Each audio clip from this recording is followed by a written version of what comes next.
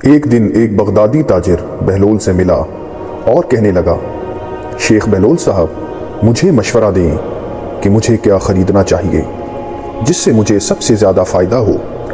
بہلول نے جواب دیا، لوہا اور کپاس۔ وہ آدمی چلا گیا اور بہت سا لوہا اور کپاس خرید کر ذخیرہ کر لیا۔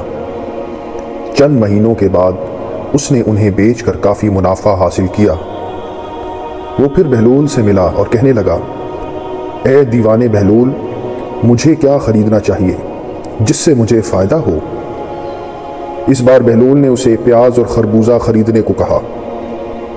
تاجر نے جا کر اپنی پوری بچت کی مالیت کے پیاز اور خربوزے خرید لیے۔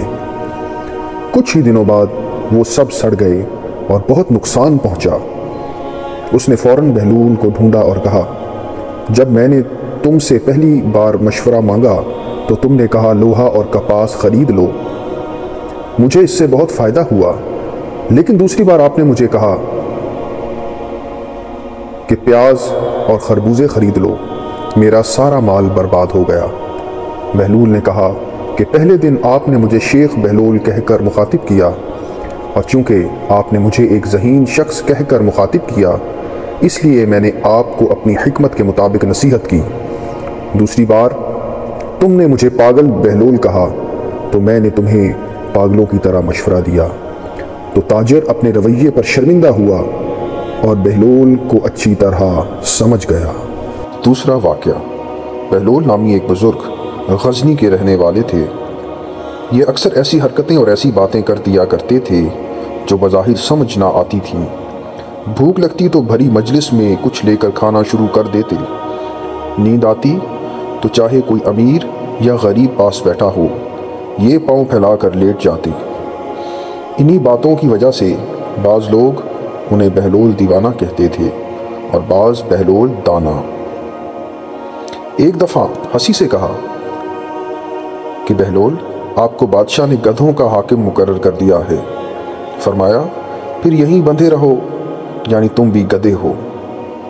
ایک مرتبہ کسی نے کہا، بہلول، بادشاہ نے تمہیں پاگلوں کی مردم شماری کا حکم دے دیا ہے۔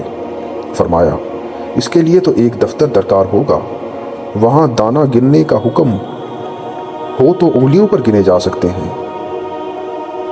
ایک دن آپ بادشاہ کے پاس گئے، جو اس وقت کچھ سوچ رہا تھا۔ آپ نے پوچھا، سوچتے کیا ہو؟ اس نے کہا، میں اس وقت دنیا کی بے وفائی پر غور کر رہا ہوں کہ اس بے وفا نے کسی سے بھی نہ بنا کے رکھی۔ آپ نے فرمایا، اگر دنیا وفادار ہوتی تو تم آج بادشاہ کیوں کر گن سکتے؟ بس اس قصے کو جانے دو اور کچھ سوچو۔ ایک دفعہ بارش کی کثرت سے اکثر قبروں میں ایسے شگاف پڑ گئے کہ مردوں کی ہڈیاں اور کھوپڑیاں نظر آنے لگیں۔ بہلول قبرستان میں چند کھوپڑیاں سامنے رکھ کر دیکھنے لگے کہ اتفاقاً بادشاہ کی سواری بھی آ نکلی۔ اس نے انہیں اس شغل میں مصروف دیکھ کر پوچھا، بہلول، یہ کیا دیکھ رہے ہو؟